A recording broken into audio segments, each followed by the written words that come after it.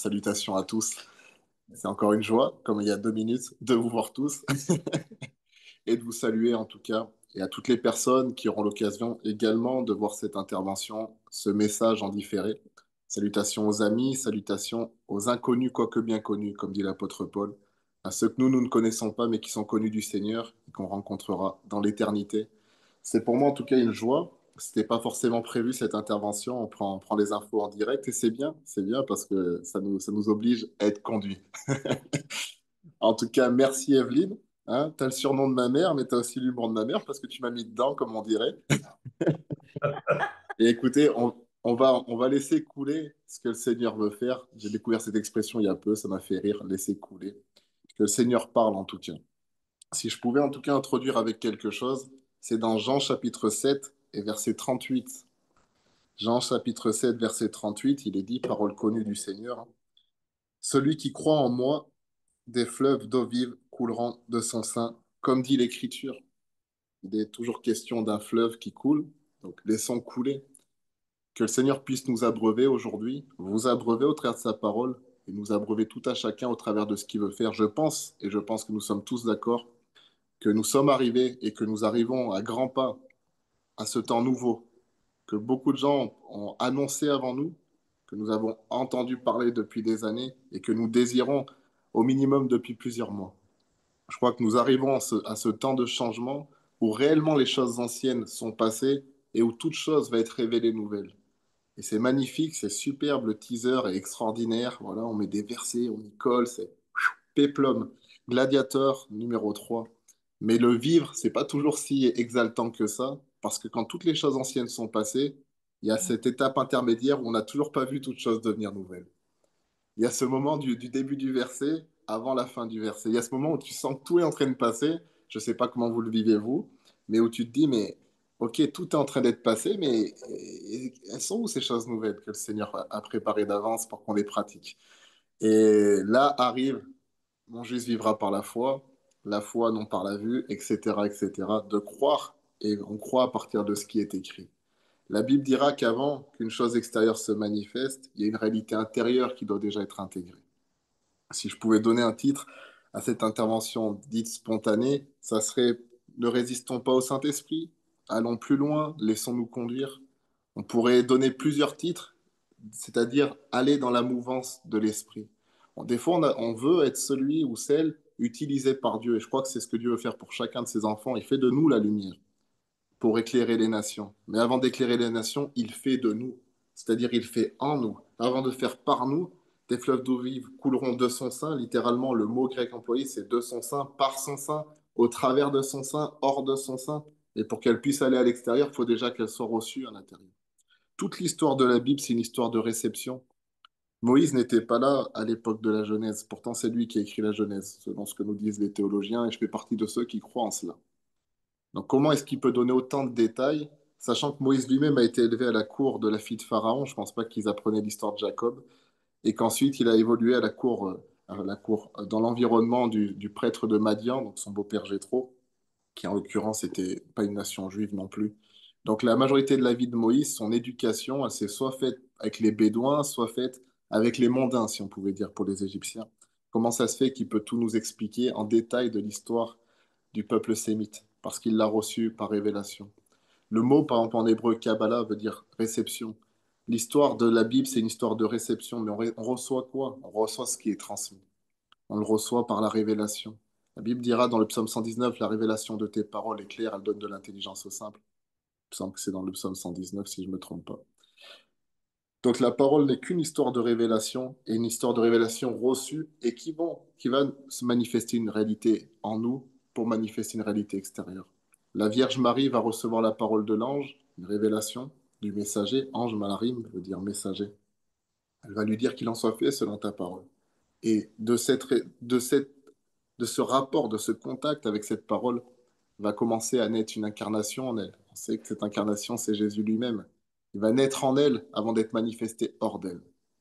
Mm. On est d'accord? Jésus va d'abord naître en elle, avant Ouais. d'être manifesté en elle. Hors d'elle, excusez-moi. Mais avant de naître en elle, suivez-moi, il avait déjà été manifesté par la parole, par l'annonce, par plusieurs messagers, par des prophètes, par différentes époques. Vous le savez, c'est tout l'Ancien Testament. C'est-à-dire que comment Dieu fonctionne, et on le voit dans Malachie, par exemple, chapitre 3, que je lisais tout à l'heure pendant la louange. Malachie 3 va dire une chose très simple, hein. Voici, j'enverrai mon messager. Il préparera le chemin devant moi. Voici, j'enverrai mon messager. Il préparera le chemin devant moi.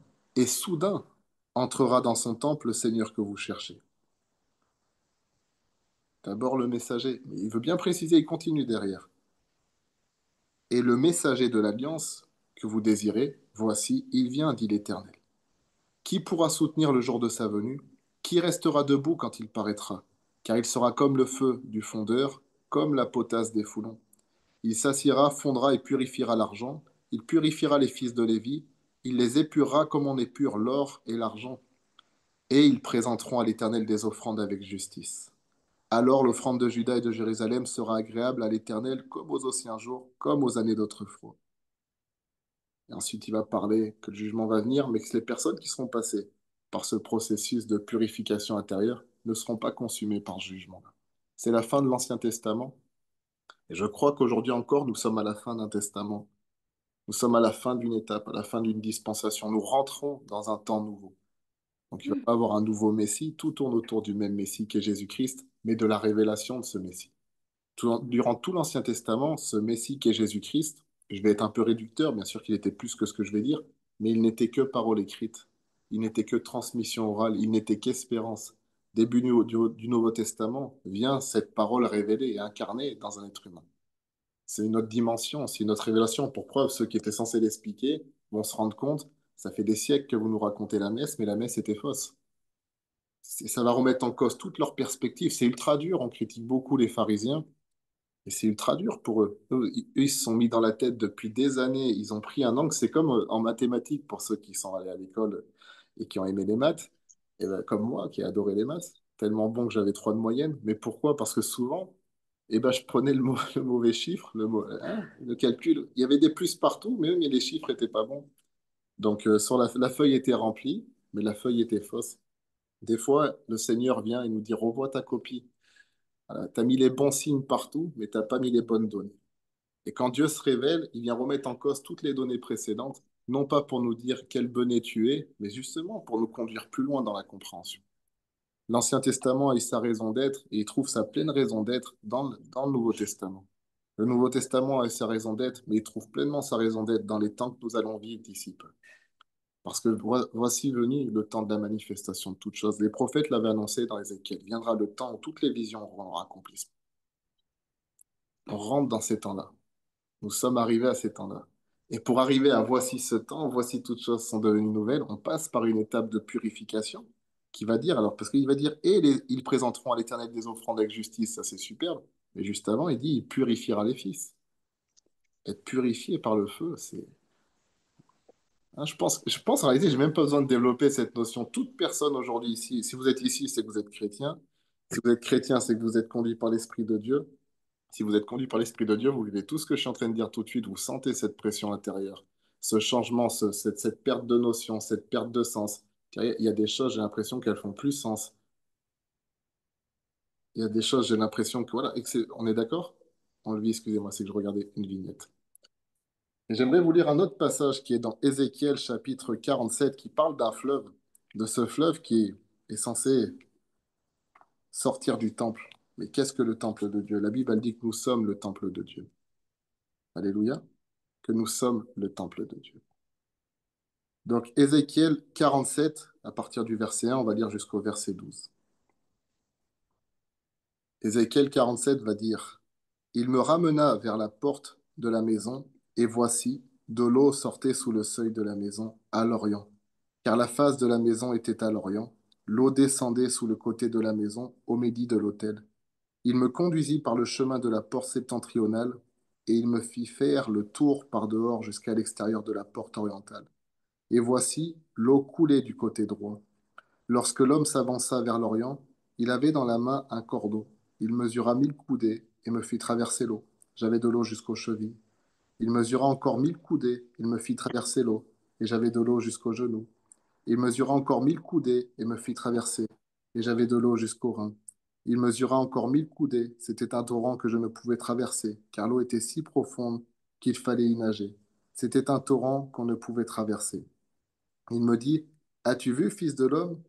Et il me ramena au bord du torrent. Quand il m'eut ramené, voici, il y avait sur le bord du torrent beaucoup d'arbres de chaque côté. Il me dit, Cette eau coulera vers le district oriental, descendra dans la plaine, entrera dans la mer. Lorsque ce sera jeté dans la mer, les eaux de la mer deviendront saines. Tout être vivant qui se meut vivra partout où le torrent coulera. Il y aura une grande quantité de poissons, car là où cette eau arrivera, les eaux deviendront saines, et tout vivra partout où parviendra le torrent. Des pêcheurs se tiendront sur ses bords, depuis En-Gidi jusqu'à Eglaïm. On étendra les filets. Il y aura des poissons de diverses espèces, comme les poissons de la Grande Mer, donc de la mer Méditerranée. Ils seront très nombreux. Ces marais et ces fosses ne seront point assainis, ils seront abandonnés au sel. Sur le torrent, sur ses bords, de chaque torrent, croîtront toutes sortes d'arbres fruitiers. Leur feuillage ne se flétrira point, et leur fruit n'aura point de fin. Ils mûriront tous les mois parce que les eaux sortiront du sanctuaire. Leurs fruits serviront de nourriture et leurs feuilles de remède. Dans toute l'histoire de la Bible, il est question d'un fleuve et d'un courant qui sort de dessous Dieu et qui est une bénédiction. Il y avait un fleuve qui sortait de l'Éden et qui se divisait en quatre bras, qui bénissait la terre. Genèse chapitre 2. Il y a un fleuve qui sort du temple et dans la ville de la Nouvelle Jérusalem. Apocalypse, dernier chapitre, dont les feuilles servent à guérir les nations, c'est l'arbre de vie. Dans Ézéchiel, milieu de la Bible, il est encore question d'un fleuve qui sort de dessous le temple. C'est génial, c'est magnifique. Merci pour l'image. Mais la Bible dira une chose, le temple de Dieu, c'est pas le temple de Jérusalem, le temple de Dieu, c'est nous. La Bible, elle dira que nous sommes le temple du Saint-Esprit. Vous êtes le temple du Saint-Esprit. Que l'Église est l'édifice de Dieu. Et l'Église, c'est pas le bâtiment, c'est nous tous réunis comme des pierres vivantes. Mm, mm. Donc ce fleuve dont il est question, c'est le même fleuve dont Jésus parle dans Jean chapitre 7. Des fleuves d'eau vive sortiront de son sein. C'est ce que Dieu veut initier en nous lorsqu'il vient siéger au milieu de nous. C'est pas recevoir Jésus dans son cœur, c'est pas juste merci, j'ai reçu un doudou, bien qu'il nous fasse du bien. Merci, j'ai reçu un baume, bien qu'il nous guérisse. Oh, merci, parce que j'ai reçu un trône, parce qu'il est roi. Recevoir Jésus dans son cœur, c'est recevoir la royauté et celui qui est roi et celui qui règne. C'est recevoir le Seigneur. Jésus est Seigneur et Sauveur, je ne remets pas ça en cause. Yeshua veut dire celui qui sauve, pas de problème. Mais personne ne l'a appelé Sauveur sur la terre. On l'appelait Seigneur. Vous m'appelez Seigneur et Maître. Vous avez raison, parce que je le suis. Il est Seigneur et Maître. Et c'est dans cette seigneurie, dans cette maîtrise qu'il manifeste son salut, sa guérison, sa délivrance, dans, lorsque sa royauté est reconnue. Vous savez, moi j'ai été dans ma vie, jadis naguère, et j'espère pour toujours jadis naguère, contrôleur de train. Donc j'avais le droit, légalement, je suis allé au tribunal, j'ai dû lever la main, j'étais assermenté agréé, donc j'avais le droit de faire certaines choses dans des trains, de contrôler, j'avais autorité dans un train. Vous savez, c'est pas pour faire du légalisme, hein. Mais par exemple, on n'a pas le droit de demander l'identité d'une personne. Quelqu'un n'a pas le droit de vous demander votre identité, de relever votre identité, de prendre votre carte d'identité. C'est quelque chose qui est puni par la loi. On doit être autorisé à le faire. C'est pas anodin de demander de contrôler l'identité de quelqu'un. C'est prendre autorité, c'est prendre sa personne à une certaine mesure, on se comprend. Il y a des libertés individuelles que la loi donne le droit à certaines personnes de gérer, de légiférer autour de ces libertés. Mais c'est pas tout le monde qui a le droit de le faire. Et par exemple, moi, j'avais reçu ce droit-là. J'ai mon papier, et voilà, au nom de la loi, je vous contrôle.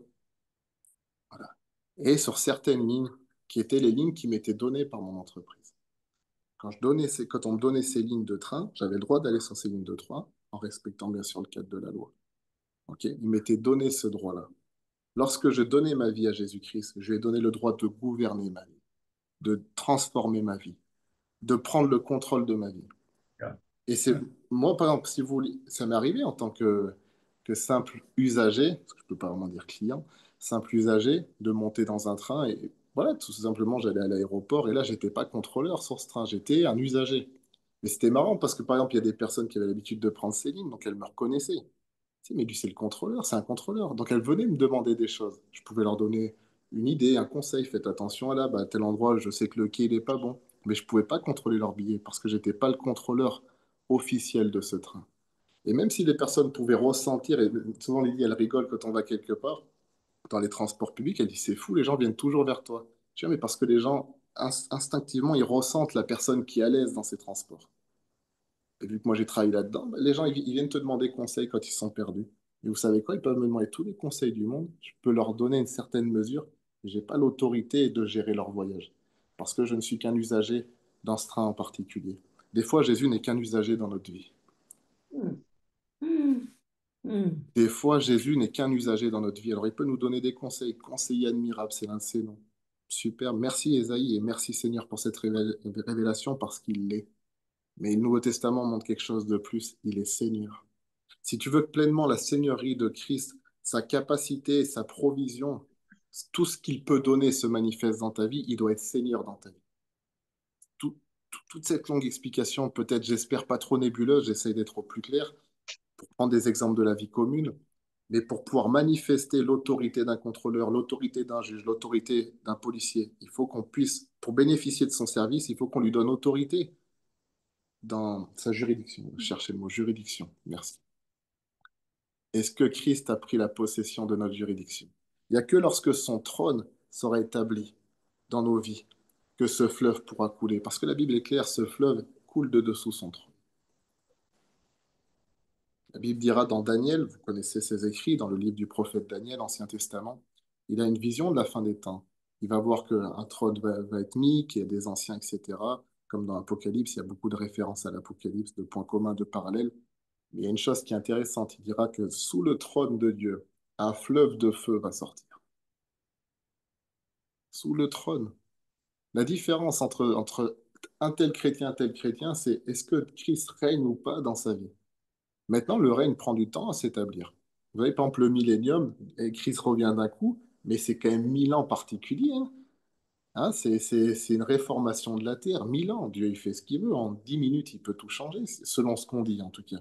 Mais il n'a pas prévu de le faire ainsi. Le règne de Dieu, il s'établit peu à peu. Le royaume de Dieu ne vient pas de façon à frapper les regards, mais assurément, il vient de façon à changer nos cœurs, parce qu'il vient d'abord à l'intérieur. Quand Dieu va donner la terre aux Israélites, il va leur dire, je suis Dieu, hein, tu comprends? En un instant, je détruis l'Égypte. Je peux chasser les 7 pays, les 7 tribus de Canaan, il n'y a aucun problème avec ça. Mais en vue de ton propre développement, je vais les chasser peu à peu pour que tu puisses t'établir, avoir le temps. Donc, quand je dis que le trône de Dieu vient dans ta vie, parce que là, tout de suite, tu peux dire, ouais, mais ça craint, moi, il y a encore ça dans ma vie. C'est pas le problème de tout ce qui reste dans ta vie. Ça, c'est vraiment pas du tout un problème. Hein. C'est juste la question de savoir est-ce que la place de Dieu, l'influence même de Dieu, prend de plus en plus de place dans ta vie, vient déranger des choses de ta vie. Si c'est le cas, t'inquiète pas, c'est en bon chemin. Dieu, une fois que tu as ouvert la porte, tu sais, c'est comme certains peuples, hein, lui, tu lui ouvres la porte, après il s'installe. Hein. Dieu il n'a aucun problème avec ça. C'est juste, est-ce que tu lui ouvres sa porte? C'est pour ça que la seule question qu'il dit, c'est je frappe à la porte si tu m'ouvres. Tu le laisses rentrer, t'inquiète pas. Mais est-ce que son influence se fait encore sentir? Et j'aimerais tout simplement, à partir d'Ézéchiel 47, ça va, c'est lisible ce que je vous dis? Oui. Oui, oui. Je ne veux pas vous faire perdre votre temps, assurez-vous. C'est pas mon but, ni le mien par ailleurs. J'aimerais peut-être sortir 4 points qui peuvent être intéressants pour nous, chrétiens, parce que je crois qu'aujourd'hui, nous sommes tous chrétiens, normalement en cours de conversion. Donc, aller plus loin que juste dire accepte Jésus dans ta vie, c'est peut-être accepte cette nouvelle version de Christ dans ta vie. Mm. Accepte ce nouveau Jésus renouvelé dans la vision.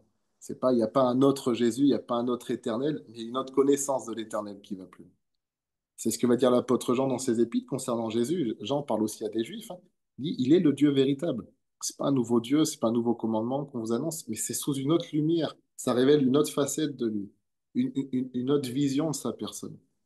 L'Ancien Testament révèle l'Éternel, et ensuite le Nouveau, le Fils, l'Esprit. C'est énorme. C'est quand même énorme. C'est pas un détail que Dieu, que Jésus-Christ est Fils de Dieu.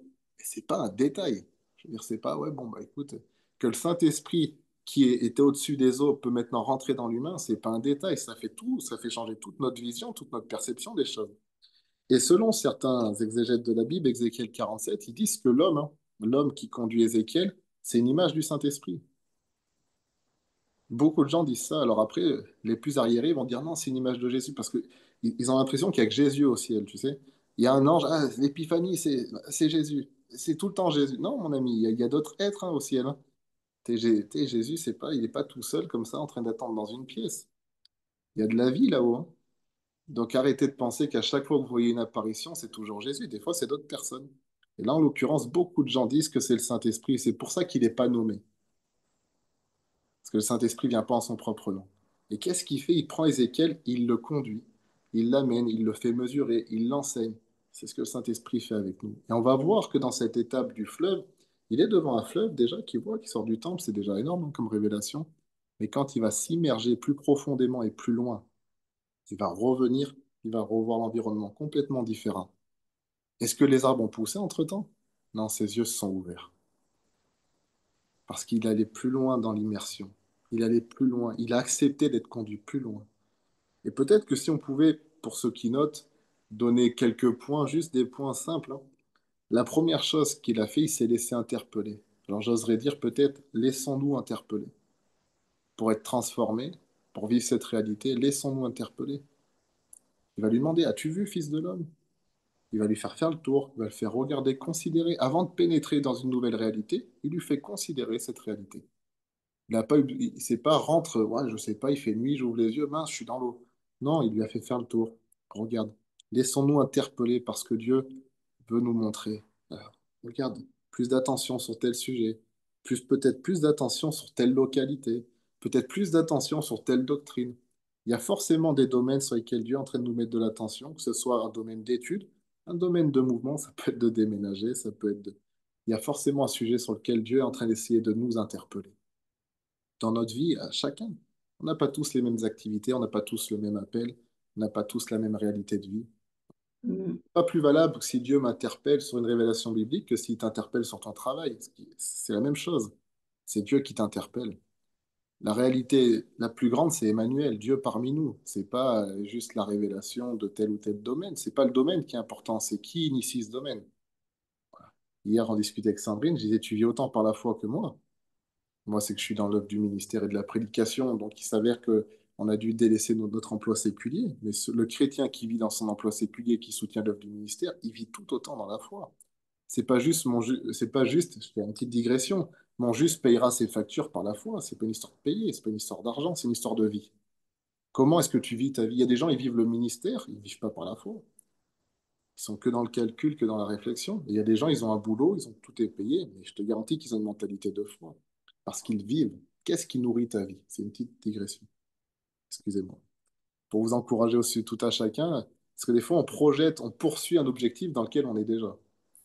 Un jour, je vivrai par la foi. Mon ami, tu vis déjà par la foi, en fait. C'est que tu ne le savais pas. Moi, ils me disent, ouais, ça fait 4 ans. Tu crois que ça fait 4 ans que je vis par la foi, mon ami? Je vis par la foi depuis le jour où j'ai accepté Jésus-Christ dans ma vie. Depuis le jour où j'ai mis à disposition tout ce que j'étais et tout ce que j'avais à Jésus-Christ. Un jour, il m'a demandé mon argent, je lui ai donné. Un jour, il m'a demandé ma maison. Un jour, il m'a demandé mon temps. Bah, il s'est avéré que je lui ai donné. C'est juste ça. Petite... Je sais qu'il y a beaucoup de jeunes gens ici ou de personnes, des fois, on peut être frustré et dire oui, mais non. Sois conscient que tu vis déjà des fois dans des réalités que tu espères vivre plus tard. Premièrement, laissons-nous interpeller. Deuxièmement, laissons-nous conduire. Il a considéré, il a vu, ou laissons-nous emporter. Il a dit, il me transporta, il m'amena, il n'a pas résisté. C'est ce que dira Paul à la fin d'Actes des Apôtres. Il dira, ô homme qui résistait toujours au Saint-Esprit.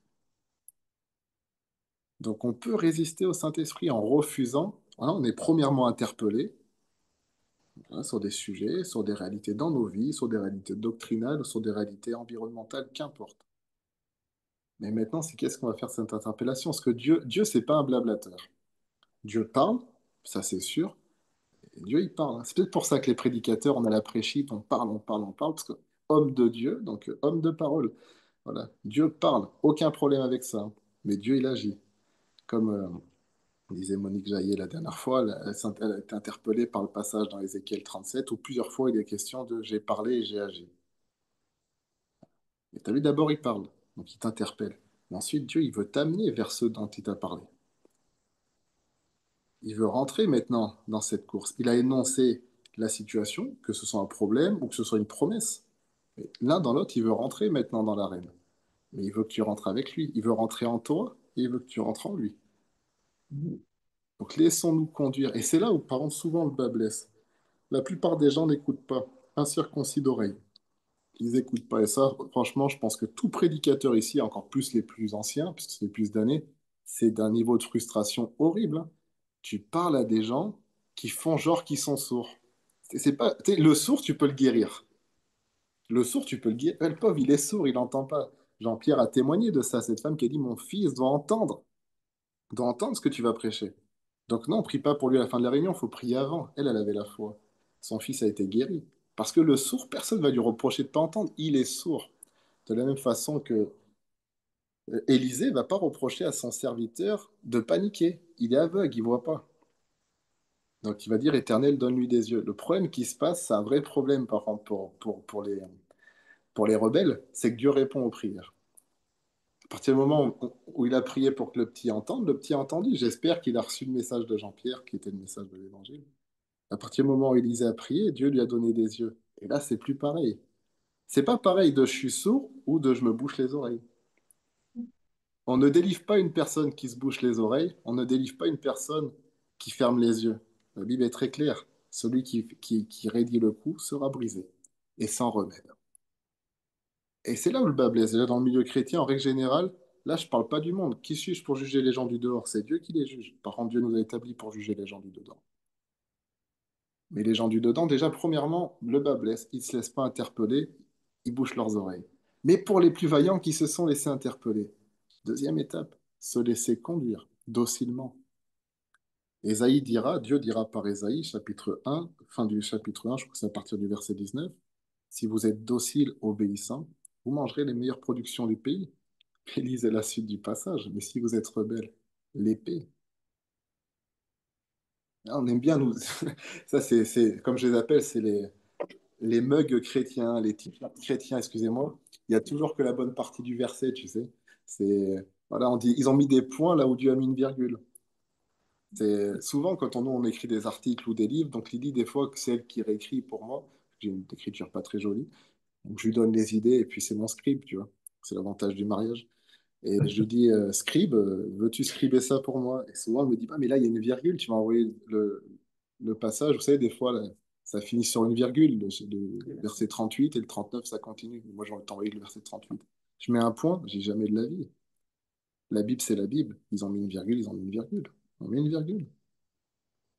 Ah, mais oh, c'est un pharisien. Non, non, mon ami, c'est c'est réel ce que je te dis, c'est spirituel.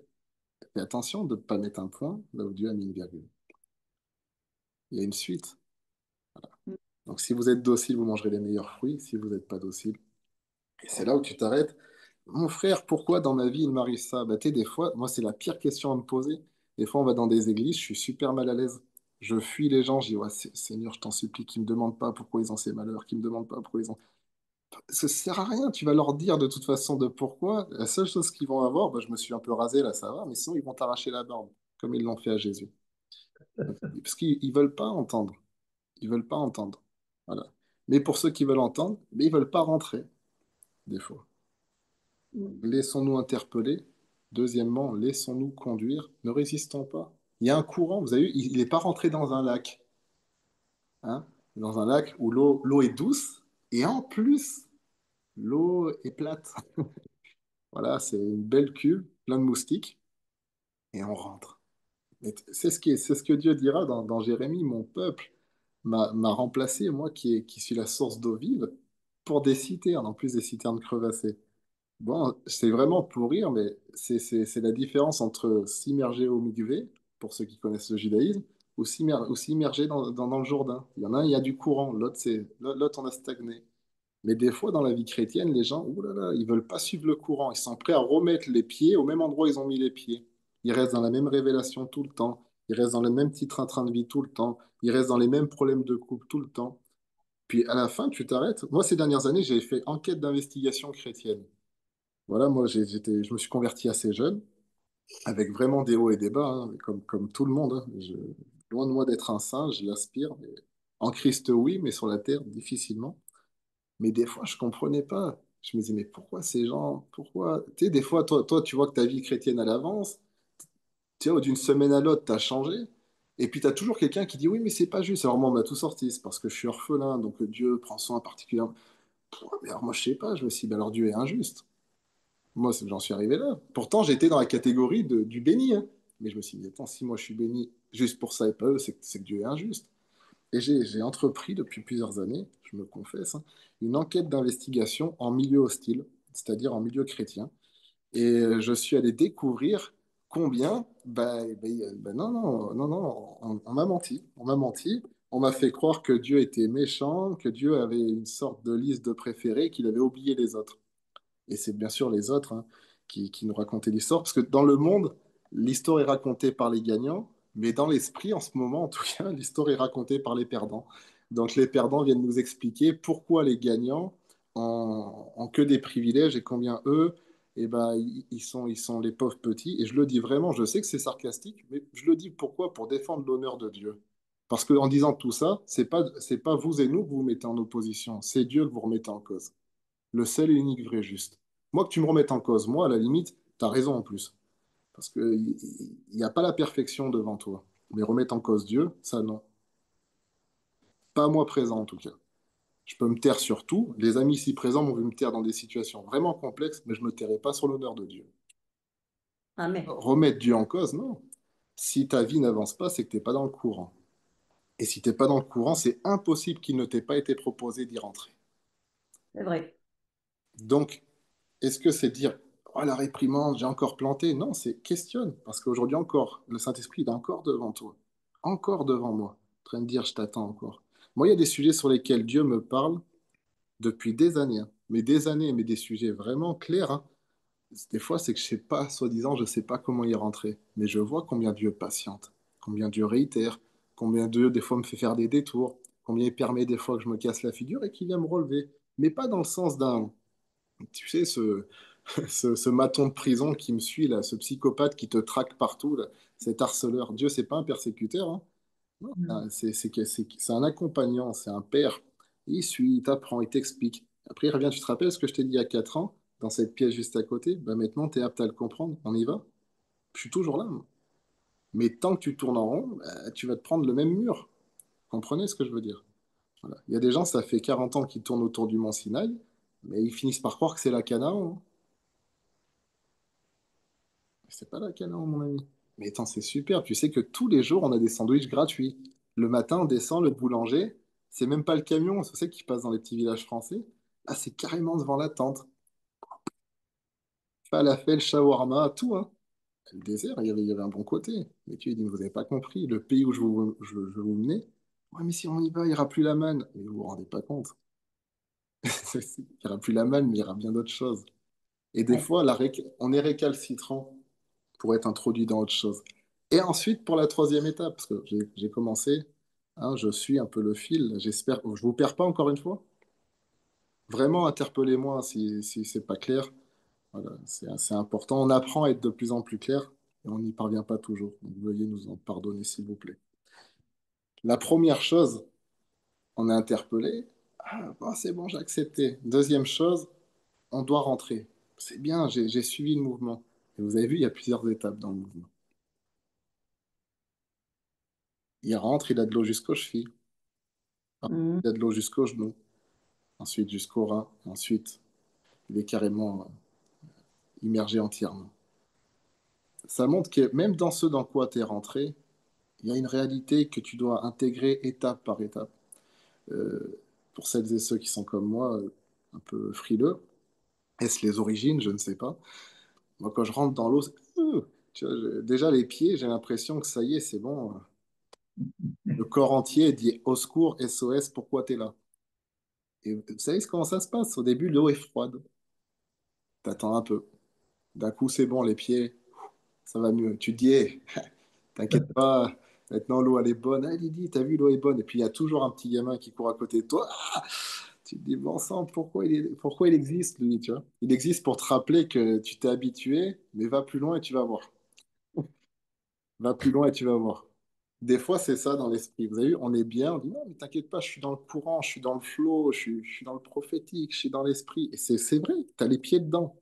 T'as mis les pieds dedans. Il dit avance maintenant. C'est bon, t'es assez à l'aise? Mais c'est bon, ouais, superbe, superbe, je suis bien, choudada, chididi, ratata. Ok, avance un peu plus maintenant. Mais t'as eu. Allez, ouh là là là, c'est compliqué. Et c'est là où, des fois, une fois de plus, ça devient compliqué. Et c'est là où les anciens mouvements sont devenus des monuments. Cette phrase connue, empruntée, est tellement réelle. Il y a eu un mouvement qui a amené à une certaine étape et tout le monde s'est figé. Et là, plus personne ne veut aller plus loin. Parce que pour aller plus loin, effectivement, il faut perdre les acquis de derrière. En tout cas, la position de derrière. Il faut oser aller plus loin. Il faut s'exposer un peu plus. Il faut re-avoir froid. Il faut risquer de tomber parce que tu te mets en mouvement. Et il va avancer étape par étape. Premièrement, se laisser interpeller. Deuxièmement, j'ai dit, se laisser conduire, donc pour rentrer. Troisièmement, accepter l'évolution dans cette conduite, le changement dans cette conduite, d'aller plus loin dans cette conduite, de revivre finalement le premier désagrément, tout en sachant cette fois-ci que tu as vu, quand tu prends le temps, ça passe. Et tu vas apprécier ensuite l'eau. Et la quatrième, j'aimerais dire, c'est laissons-nous ramener.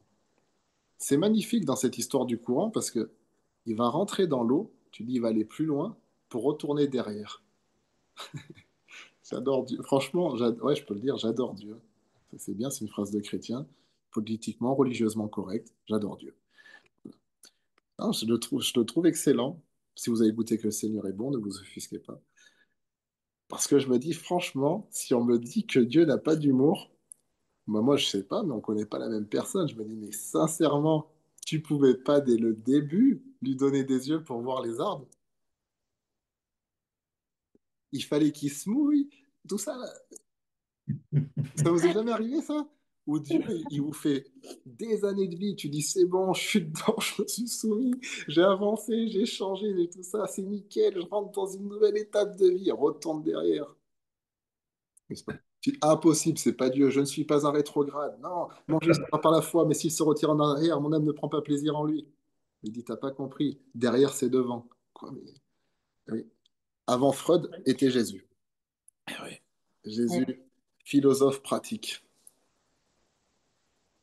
Derrière c'est devant. Pourquoi? Parce que c'est toi-même qui es devenu nouveau. Je t'ai fait quitter un endroit, je t'ai fait quitter une dimension, je t'ai peut-être fait des fois quitter un lieu ou un cercle d'amis. Ça dépend des personnes, c'est pas pour tout le monde pareil. Pour te changer, pour toi t'amener à être quelqu'un d'autre. Mais maintenant c'est bon, tu peux y retourner, parce que maintenant c'est de toi que va jaillir la réalité qui va changer maintenant ce milieu, qui va changer maintenant cette réalité. Tu vas la voir sous un regard nouveau, et c'est ce qu'il va vivre, il va revenir au bord, c'est plus le même bord. Pourquoi? Parce que c'est plus le même homme. Amen. C'est plus le même bord parce que c'est plus le même homme. Et c'est dans la vie physique, je pense pour tout chrétien, moi je peux que parler de ce que je connais pour moi-même ou de ce que j'ai vu. On connaît plus la vie des serviteurs de Dieu parce que souvent bah, ils en témoignent, il y a des biographies, donc c'est peut-être la vie de tout le monde, mais quand tu lis la vie de certains serviteurs de Dieu, je le vois dans notre propre vie. Souvent même physiquement, ça arrive cette réalité. Dieu t'amène à l'autre bout du monde pour te ramener ici. Tu te dis, mais est-ce que c'est que j'ai loupé? Non, c'est que tu devais prendre quelque chose là-bas. Jésus lui-même dira de lui, un roi devait être couronné roi dans son pays, pour régner dans son pays. Il part dans un pays lointain pour recevoir l'onction royale et il revient pour régner dans son pays. Mais c'est parce que dans le trajet, il y a quelque chose qu'on apprend. À la fin, il y a l'onction, mais dans le trajet, il y a la préparation à l'onction. Il ne faut pas que atteindre le bout, il faut faire le trajet. Et je crois qu'on est dans des temps, dans un courant, dans un fleuve qui va être... La digue va lâcher. Il y a une digue, honnêtement, il y a eu une résistance au mouvement du Saint-Esprit. Alors bien sûr, il y a des gens individuellement ou des petites communautés qui vivent des choses. Et franchement, merci à elles parce qu'elles ont maintenu ce petit lumignon qui fume. C'est pas le brasier non plus, hein. Hein, le petit lumignon qui fume, personne ne danse la polka autour, hein. Faut pas qu'il y ait trop de vent, sinon ça s'éteint. Mais bientôt le brasier. Alors oui, il y avait un petit peu d'eau, un petit peu de fraîcheur. On a vécu un réveil à telle réunion. Gloire à Jésus-Christ, hein. Mais ça n'a pas changé la vallée de Baca en oasis et en verger. Mais là, ce qui va arriver quand la digue, elle va lâcher, le courant, il va tout emporter. Et je Mm. crois qu'on arrive à ce temps-là. Pourquoi? Parce que Dieu est en train de faire lever ses sources dans ses enfants, dans chacun d'entre nous. Amen. Et quand tous ces affluents vont se rencontrer, ce qui commence à être le cas dans plein d'endroits, et qu'on commence à dire, mais c'est bizarre, on a l'impression qu'on se connaît, c'est bizarre, on a l'impression qu'on vit le même parcours, c'est bizarre, on a les mêmes révélations dont on pensait être les seuls à les avoir. C'est génial, c'est comment Dieu il travaille pour. Calme-toi, t'es comme tout le monde. Et là, tout d'un coup, tous les doigts deviennent une main, toutes les mains deviennent un corps. Et là, un mouvement commence à être initié. Mais tout ça, toute cette réalité, Lydie, tout à l'heure, elle me disait, mais à quel moment on dit, bah ça, c'est le réveil? Parce que tu vois, aujourd'hui, oh là là, c'est usant même. C'est un mot, tu commences à avoir envie de le vomir tellement que tu l'entends à tort, tu vois. Je dis, bah, à quel moment, au moment où les cœurs de chacun commencent à être changés? C'est pas qu'au moment où il y a des miracles, où il y a des ceci, où il y a des cela. C'est le moment où tu vois que les gens commencent à vivre la réalité du trône de Dieu dans leur vie, la réalité de la domination de Dieu dans leur vie. Tu vois, ces gens-là, là, Dieu règne dans leur vie. On voit que Dieu orchestre les événements de leur vie extérieure, mais punaise, c'est encore mieux à l'intérieur qu'à l'extérieur.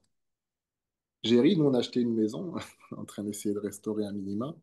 La façade, elle est superbe, ils l'ont refaite deux fois, hein, les anciens propriétaires, deux fois. Oui.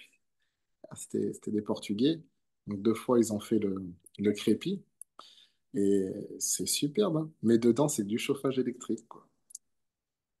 Non, mais tu vois le truc, tu as eu l'argent pour faire deux fois la façade. T'as une belle voiture dedans, puis le carrelage, il est fissuré. Je me suis dit, oh là là, finesse, il aurait dû lire l'Évangile. Nettoie d'abord l'intérieur du tombeau, puis j'aurais bénéficié du tombeau derrière. Bon, nous, on essaye de nettoyer l'intérieur du tombeau.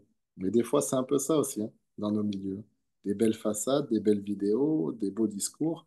Quand Ouais. tu rentres à l'intérieur, Aïe, aïe, aïe. plein d'ossements blanchis. Et puis, si ça serait que des os, ça serait bien, mais le problème, c'est qu'il y a des esprits en plus dans tout ça. Donc, c'est une maison hantée. Dieu est bien, il fait le Jean-Pierre, il se dit, ouais, il est cinglé ce gamin. Et voilà, bon, les amis sont habitués de toute façon. Bon, bah, YouTube découvrira bientôt que je suis un peu zinzin, donc autant y aller dès le début, comme ça, ils ne se feront pas une fausse image de nous. Mais Dieu, là, il vient nettoyer l'intérieur d'abord. Il vient mettre ses eaux vives à l'intérieur d'abord. Et c'est ce qui est beau aussi là-dedans. Nous, on se dit, ouais, purée, ça me confronte, ça me confronte. Parce que la chair, elle est opposée au désir de l'esprit. Mais en réalité, moi, je le vois souvent en ce moment. Je me dis, mais je vois bien que Dieu, il fait exprès, là, il me laisse projeter des journées. Elles sont super bien projetées dans ma tête, hein.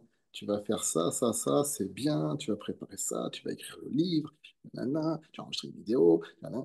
C'est bien, c'est noble, c'est génial. Et puis j'y crois. Puis tu vois, limite, je sens l'engouement de l'esprit. Vas-y, excite-toi, Fabien, c'est génial. Je vous la fais, je mets de l'humour, bien sûr. Puis la journée se passe pas du tout comme prévu. Pas du tout comme prévu. Alors, je suis frustré, tu comprends? Et toute la journée, jusqu'à à peu près milieu d'après, ben, j'essaie de faire que ça soit de plus en plus tôt, que je lâche l'affaire. Mais des fois, je lâchais l'affaire 22 heures. Maintenant, on va dire que je la lâche à 17 heures, à l'heure du goûter. Peut-être un jour, je la lâcherai le matin. Il y a cette résistance. Non, je dois faire mon programme. Non, les autres, Shadada, Chiv, je dis Satan qui est venu me voler mon temps. Et maintenant, ils ont même donné des noms aux démons voleurs de temps. Ils ont l'air tout savoir, les gens, sur les démons en ce moment-là.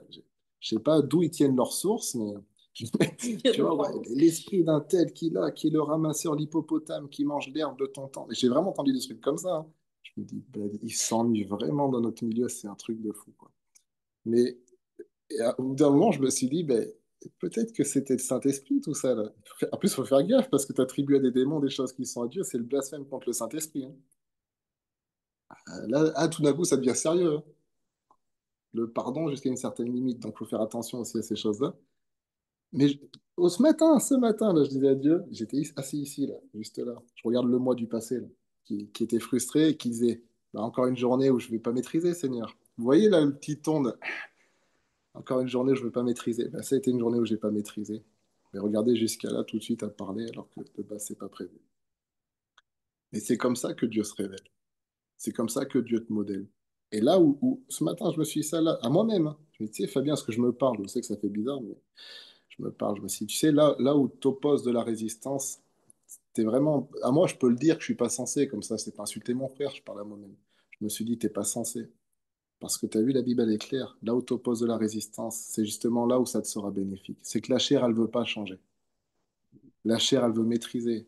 La chair, elle veut aussi être rassurée. C'est pas qu'une histoire d'esprit de contrôle malsain, C'est des fois une histoire de peur aussi. Le changement, c'est pas... Depuis la chute, on se planque. Depuis la chute, on prend deux bouts de feuilles. Voilà. Alors pour les gens un peu plus gros comme moi, faut carrément une forêt.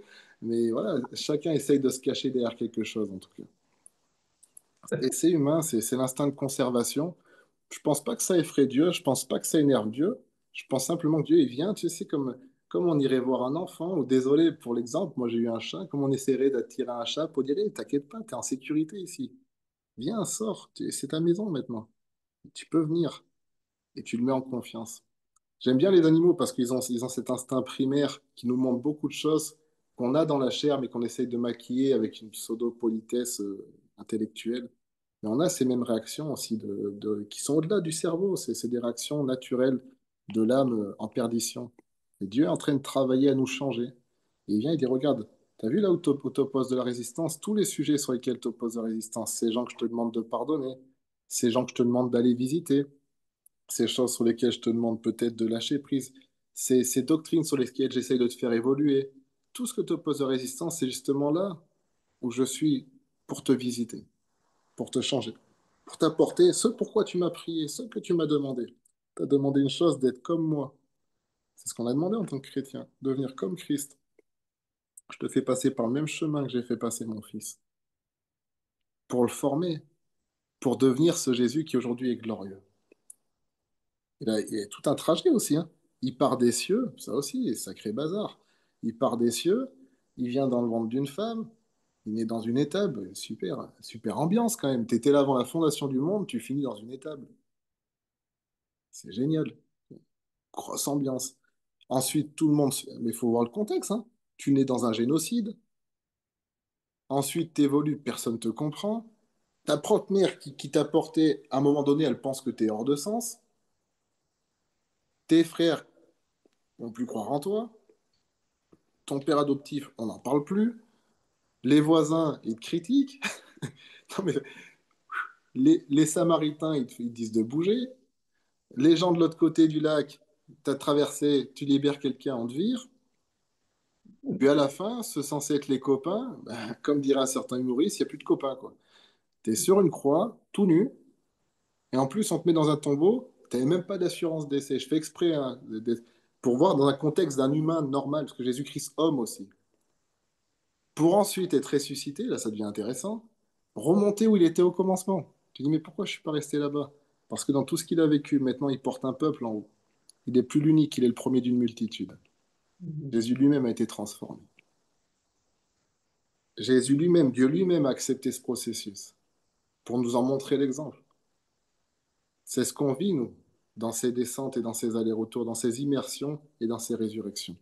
Dans tous les domaines de nos vies, c'est ce que Dieu essaye de faire. Et je crois, excusez-moi, je crois que j'ai fait un petit peu long, je crois en ce moment particulier de changement, de bouleversement, que ce soit au niveau séculier dans les nations, on le voit, les codes d'avant ne marchent plus du tout. Tu as l'impression que le monde d'avant a été effacé, comme dans Men in Black, là. Il n'y a plus rien. On n'arrive plus à fonctionner comme avant au niveau des États, au niveau de la société, au niveau des rapports entre les générations. Alors qu'il y a des gens, ils essayent mordicus, ils font des associations d'anciens chevaliers et ils essayent de vivre comme au temps d'autrefois. Voilà, ça marche pendant un temps, après ça marche plus. D'autres, ils savent pas, est-ce qu'on doit se confier dans l'IA? Je sais pas. Tu aurais dit ça il y a 40 ans, tu aurais dit, mais t'es complètement bête ou quoi? Et aujourd'hui, bon, on sait plus, pourquoi pas. Il n'y a plus de repères, parce que les anciens repères ne sont plus. Il n'y a plus de repères parce que les anciens repères ne sont plus et parce qu'on ne s'est pas porté sur les nouveaux repères. Par exemple, dans le monde, c'est là où l'antéchrist il va prendre sa place. Les anciens repères sont plus.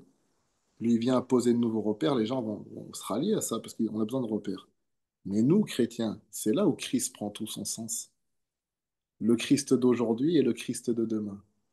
Quand on n'arrive plus à percevoir le Christ d'hier, je parle de Christ dans notre vie d'hier, hein. On est d'accord, Jésus-Christ est le même aujourd'hui, hier, éternellement. Mais il se révèle dans une version de demain, dans une révélation de demain, qui va nous amener justement à être autre chose, dans de nouveaux repères. C'est là que rentrent les versets de façon pratique. Élargis l'espace de ta tente, étends tes cordages, affermis tes pieux. Tu dis, je fais quoi? Parce que bon, moi j'ai une maison quand même, ça va au niveau de la taille. Si je dois commencer à élargir, au bout d'un moment on n'est que deux, quoi. Et puis bon, les copains, ils vont peut-être pas porter toujours les briques. Alors je sais pas, tu es celui qui habite dans un F1, il se dit, bon, ben, je prends ce verset au nom de Jésus-Christ, donne-moi le F2, et alléluia, que Dieu te l'accorde. Mais je pense qu'il est plus que ça, quoi. Hein, je pense que l'espace de t'attente. Alors moi, au début, j'ai pensé que c'était physique, j'ai mangé, j'ai grossi, mais pareil, ça a des limites aussi. Donc je me suis dit, bon, il ne doit pas être question de mon corps, donc j'ai remaigri, et je me suis dit, peut-être qu'il est question de ton âme et de ton esprit. J'espère vous faire rigoler. Vous avez un peu d'humour, j'espère. C'est important, ça aide à se détendre. Nathaniel, il se dit, ouais, il est complètement fou ce soir. Ouais. Donc c'est quoi les cordages de t'attente? C'est ton corps, c'est ton parc automobile? Non, c'est ta dimension de l'être intérieur. Étant là. Et pour l'étendre, ça veut dire que tu vas devoir faire rentrer des nouvelles choses, détruire des anciennes choses aussi, pour l'élargir. Et je crois qu'on est dans ce temps-là, où Dieu nous fait faire table rase de plein de choses, mais qu'on est, pour certains, peut-être pas tous, tant mieux ceux qui sont passés outre, franchement, apprenez-nous à le faire. Mais des fois, on essaye de maintenir nos anciens formats de réunion, même sur ça. Hein. Faut pas croire, c'est pas qu'une histoire de ton boulot séculier ou de ton rapport avec le McDonald's, hein, ou de ton rapport avec la voisine. Des fois même nos rapports à l'évangile, nos rapports aux réunions, nos rapports à la prière. Ah, mais tu sais, on a vécu quelque chose il y a tant d'années. Oui, mais c'est il y a tant d'années maintenant. Qu'est-ce qu'on doit vivre aujourd'hui? Ah, tu sais, à une époque, je jeûnais beaucoup, je vivais ça. Ouais, mais peut-être que Dieu il veut te rencontrer autour d'une table aujourd'hui, volontairement. Et peut-être que toi, que Dieu, ouais, mais moi, j'ai jamais besoin de jeûner, Dieu m'a beaucoup parlé. Peut-être que Dieu veut te parler dans le jeûne, parce que Dieu, il nous modèle à son image, il nous transforme. Et dans ce modelage, même dans l'immersion qui vit dans la rivière, au moins il ressort, il est propre, il est nouveau. Et je termine sur ça, parce que je viens d'y penser, à Naaman le Syrien, quand il se plonge dans le Jourdain 7 fois, c'est avec la plénitude, etc. Il ressort avec une peau, comme une peau de bébé, la Bible dit. Comme une forme de nouvelle naissance. Il est immergé dans une nouvelle réalité, il ressort renouvelé, il ressort nouveau, pour repartir chez lui auparavant. Pour repartir en Syrie, faire la même chose qu'il faisait avant, mais en étant un homme différent. Et moi, je pense pas qu'on doit aspirer à des choses nouvelles, bien qu'elles vont venir. Je pense qu'on doit aspirer à être des êtres nouveaux, en étant renouvelés dans la révélation, en redécouvrant peut-être ce qui a été découvert il y a 500 ans, hein, qui a été perdu. Hein. L'obscurantisme, il s'est pas fait qu'avec les châteaux forts et l'époque médiévale en France, au Moyen Âge. Il y a un obscurantisme aussi évangélique. Hein. On a perdu plein de choses. Comme il y a un obscurantisme dans le monde, on découvre qu'en Égypte, ils faisaient la cataracte, s'il te plaît. En Égypte, donc tu dis, bon, on n'est peut-être pas si intelligent qu'on le prétend. Ils étaient peut-être pas aussi bêtes qu'on le pense. De la même façon, ouais, spirituellement, on est au nec plus ultra. Ouais, tu relis rien que Richard Baxter dans les années 1600, tu baisses les yeux sur le ministère pastoral. Hein. Tu dis, bah dis donc, ouais, ben, je vais revoir ma copie hein, du ministère. Hein. Tu lis rien que les livres des puritains, c'est quelques siècles en arrière, on a perdu la révélation. Donc il y a peut-être des choses anciennes que Dieu veut remettre au goût du jour et renouveler pour notre époque. Ça, c'est dans le domaine du ministère, de l'Église. Mais maintenant, commençons par nos vies. Et au-delà de dire nous, commençons par ma vie, commençons par ta vie.